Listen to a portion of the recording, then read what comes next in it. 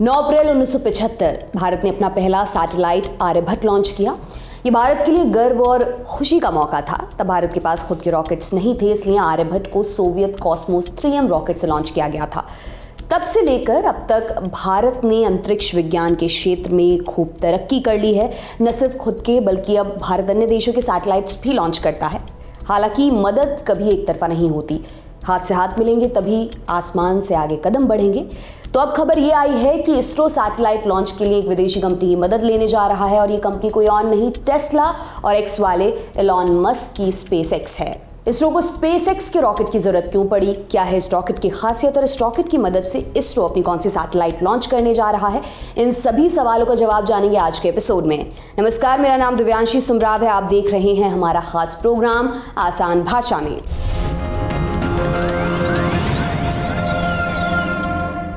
SpaceX साल 2002 में शुरू हुई एक कंपनी जिसे इस धरती के लिए नहीं बनाया गया। इस कंपनी का उद्देश्य था मार्स तक जाने वाले रॉकेट्स बनाना। स्पेसएक्स की शुरुआत एलॉन मस्क ने स्पेस ट्रांसपोर्टेशन और मार्स पर कॉलोनी बसाने के इरादे से की थी। तब से लेकर अब तक ये कोशिश चल रही है। स्पेसएक्स की सबसे क्रांतिकारी इजाद है ऐसे रॉकेट्स जो एक बार उड़ने के बाद फुस नहीं हो जाते, वापस आ जाते हैं। इस काबिलियत की बदौलत स्पेसएक्स लगातार तरक्की कर रही है और अब करने जा रही है हमारे स्वदेशी इसरो की मदद। कैसे? दरअसल इसरो एक GSAT-20 कैटेगरी की सैटेलाइट लॉन्च करने वाला है जिसका नाम होगा CMS-03 या GSAT-N2। ये एक कम्युनिकेशन सैटेलाइट है जिसे दूर दराज के इलाकों में बेहतर कम्युनिकेशन और इंटरनेट सुविधा के लिए लॉन्च किया जा रहा है। 4700 किलो वजनी ये सैटेलाइट अंडमान निकोबार, जम्मू कश्मीर और लक्षद्वीप जैसे रिमोट इलाकों में कम्युनिकेशन और 48 Gbps तक की इंटरनेट स्पीड प्रदान करेगा। इस सैटेलाइट को लॉन्च करने के लिए इसरो स्टारलिंक के फाल्कन 9 रॉकेट का इस्तेमाल करेगा। एक खास बात यह है कि ये सैटेलाइट मस्क के ही स्टारलिंक प्रोजेक्ट को टक्कर देगा। स्टारलिंक का नाम आपने रूस यूक्रेन युद्ध के दौरान कई बार सुना होगा। ये एक सैटेलाइट है जो लगभग 70 देशों को सैटेलाइट इंटरनेट सुविधा प्रदान करती है। मस्क इसे भारत में लाने की कोशिश भी कर रहे हैं। सरकार द्वारा पारित नए टेलीकॉम कानून बनाने के बाद स्टारलिंक को जल्द ही लाइसेंस मिल सकता है और अगर ऐसा हुआ तो स्टारलिंक भारत में भी इंटरनेट सुविधा देने लगेगा और इसके कंपटीशन में होगा इसरो का अपना GSAT-N2। GSAT-N2 की ही तरह पहले भी इसरो एक GSAT-24 सैटेलाइट लॉन्च कर चुका है, यानी वो भी एक कम्युनिकेशन सैटेलाइट है। फिर नई सैटेलाइट की जरूरत क्यों पड़ी? दरअसल GSAT-24 की पूरी कैपेसिटी यानी क्षमता एक ही कंपनी ने ले ली थी। नाम आपने सुना होगा, टाटा प्ले, वही जिसकी बदौलत आप अपने घर में केबल टीवी देखते हैं। GSAT-24 की कैपेसिटी फुल होने के चलते नई सैटेलाइट की जरूरत पड़ी है और इसी में मदद करने वाला है स्पेसएक्स। अब आपको बताते हैं कि इसरो और स्पेसएक्स में पार्टनरशिप कैसे हुई। इसरो की एक कमर्शियल पार्टनर कंपनी है new space India limited, NSIL।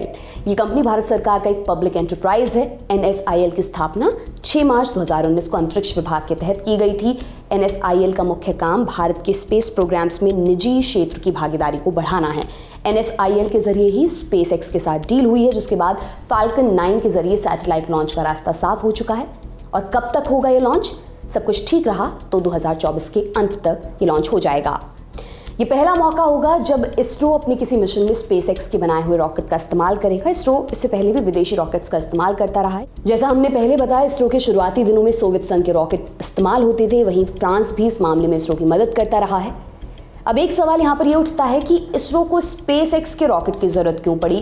क्या अपने वाले खत्म हो गए? नहीं, ऐसा बिल्कुल भी नहीं है। दरअसल इसरो जो सैटेलाइट को लॉन्च करने की तैयारी कर रहा है उसका वजन थोड़ा ज़्यादा है, जबकि इसरो की क्षमता कम है।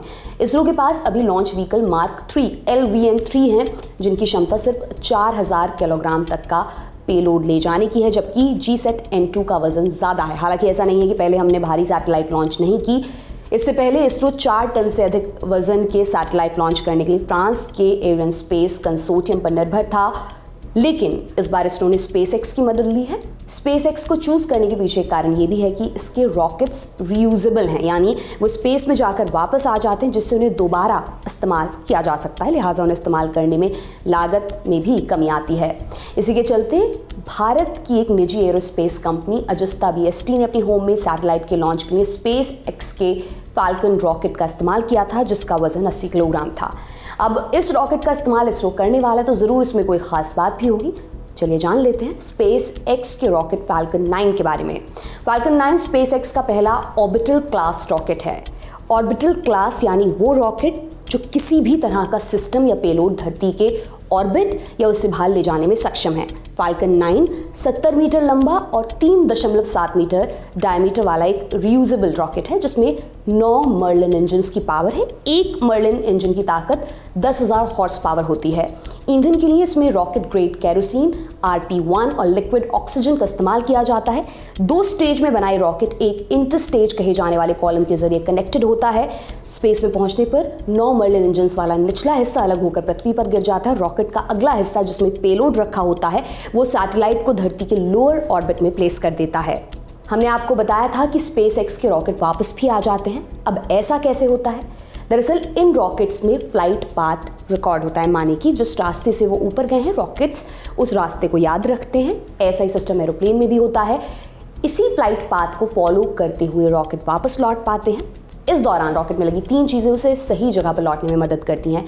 पहली, कोल्ड गैस थ्रस्टर, माने एक ऐसा रॉकेट इंजन जो प्रेशर में बंद की गई गैस के एक्सपेंशन से थ्रस्ट यानी रिएक्शन फोर्स जनरेट करता है। दूसरा, ग्रिड विन, माने कुछ चील के पंखों जैसा। और तीसरा, रीइग्नाइटेबल यानी दोबारा शुरू किए जा सकने वाले इंजन। इसके अलावा ये रॉकेट कंट्रोल मैन्यूवर्स करते हैं, यानी ज़रूरत के मुताबिक हवा में कलाबाजियां करना, जैसा कि आपने पैराग्लाइडर्स को करते देखा होगा। ये रॉकेट कई बार अपनी काबिलियत दिखा चुका है। सही कहें तो 105 बार लॉन्च किया जा चुका है, जिसमें से 66 बार इसने सफल लैंडिंग की है। हालांकि प्रतिशत के हिसाब से संख्या आपको कम लग सकती है, लेकिन रॉकेट की दुनिया में ये क्रांतिकारी आंकड़ा है, यानी 66 बार आप एक ही रॉकेट को दोबारा इस्तेमाल कर सकते हैं। सोचिए कितना पैसा बचता होगा। बहरहाल फाल्कन रॉकेट 16,800 किलोग्राम तक का वजन ले जाने में सक्षम है। इससे एक उम्मीद जगी है कि अब इंसान जल्द ही मंगल ग्रह पर उपग्रह भेज सकता है। इसरो द्वारा इसके चुने जाने में सबसे बड़ा फैक्टर भी इसकी पेलोड कैपेसिटी को बताया जा रहा है। इसके अलावा एक और फैक्टर जिसकी वजह से फाल्कन 9 को चुना गया वो ये कि ये इसरो के LVM-3 के मुकाबले किफ़ायती पड़ता है। इसरो को इस मामले में कितने पैसे चुकाने होंगे ये साफ नहीं है, लेकिन आमतौर पर फाल्कन 9 से सैटेलाइट भेजने पर प्रति किलोग्राम के लिए $2700 का खर्चा आता है, जो अन्य रॉकेट्स की तुलना में काफ़ी कम है। फाल्कन हेवी ने पहली उड़ान 6 फरवरी 2018 को भरी थी। तब इससे एलॉन मस्क की टेस्ला कार को स्पेस में भेजा गया था। उम्मीद है इसरो और SpaceX की जुगलबंदी भी एक नई ऊंचाई हासिल कर पाएगी। तो आज के एपिसोड में इतना ही। ये तमाम जानकारी आपके लिए इकट्ठा की थी हमारे साथी मानस ने। देखते रहिए दी लल्लन टॉप। बहुत बहुत शुक्रिया।